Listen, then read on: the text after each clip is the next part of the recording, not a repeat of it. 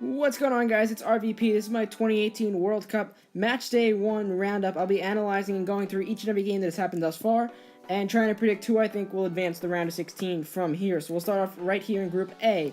Russia and Uruguay on the top of the standings with 3 points each, Egypt and Saudi Arabia with 0.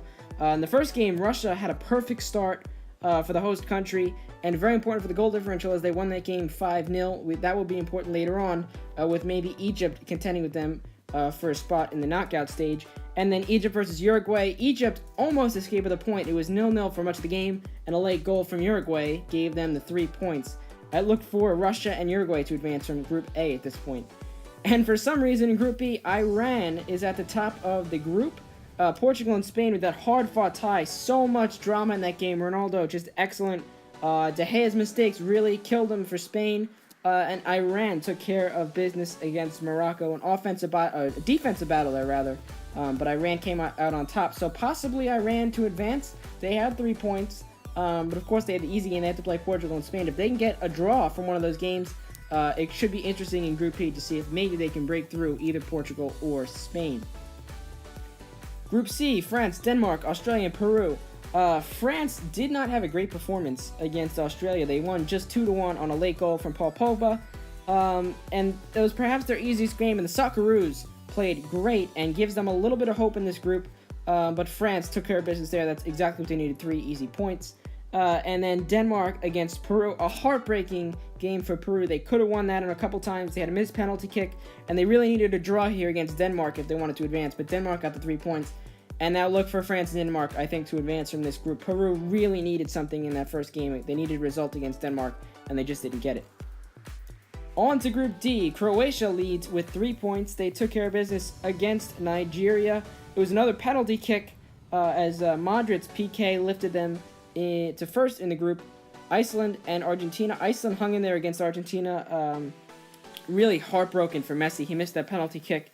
And Iceland, the legend of Iceland, lives on as they get a point in Group D. Should be interesting now to see if Iceland can possibly squeak through. And Argentina really struggling in that game, seeing if maybe Argentina might not advance from this so-called group of death in Group D. Moving right along to Group E now. Serbia leads the group with 3 points. Brazil and Switzerland tied, and Costa Rica has 0. It was a must-win for both teams in this Costa Rica-Serbia match, but 1-0 to Serbia. Not many chances either way, but a free kick was the difference, and that was all they could manage offensively. Brazil and Switzerland, it was a controversial result. Switzerland held on to steal a point from Brazil. I think Brazil will probably still win the group. They can beat Serbia, obviously. But I think Switzerland might have a tougher time now that Serbia got those 3 points. Costa Rica look all but done, and it's a very tough group for them. Unless they can manage a result against Brazil or Switzerland, I think Costa Rica done. But those 3 teams will be definitely in it in Group E.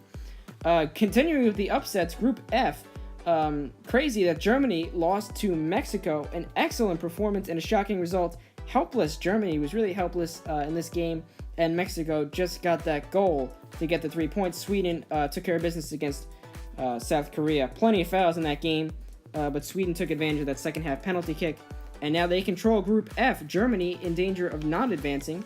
If they lose possibly to Sweden, I think they'll win against South Korea.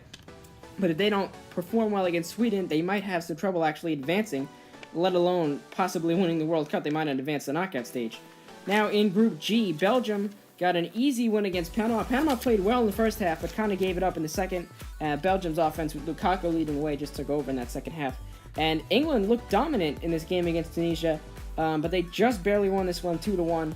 Harry Kane was the standout in the game. Of course, he is their lead striker, their lead goal scorer. But as expected, Belgium and England get the 3 points. This is the one straightforward group at this point. Belgium and England just took care of business, and it's really just going to be a battle between them two. Who's going to get first, who's going to get second in this group for the most part, I think. Finally, Group H. Japan, Senegal, 2 big upsets early on in the morning game. Colombia had a red card in the 3rd minute, with really crazy, kind of controversial in this game. I thought, really watching the game, I thought that was going to be it. I thought they were going to derail the game for Colombia. But they really played with a lot of spirit and heart and almost stuck in it, but Japan got a late goal. Of course, a big advantage having 10 men.